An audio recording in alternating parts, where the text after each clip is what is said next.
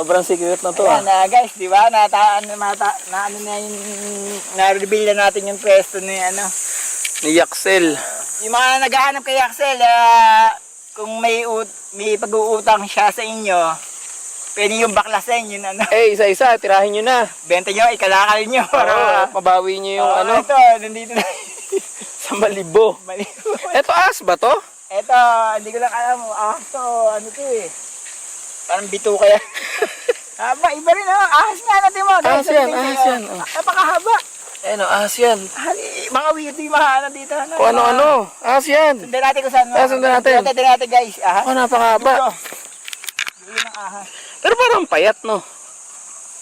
Siguro, nag-diet. Ahas, oh. Ako, haba niya. Pero pag pinalaputan tayo niya, patay tayo. Ahas. O na, baon na. Hindi matapos ah. Wala na kahit tuloy. Hindi natin, baka may sa dulo may patapos. May leprechaun. Ahas oh. Ahas. Nakakatuwa pala mag-vlog. Nakakapagod pero masaya kasi ano, masaya dito. Masaya.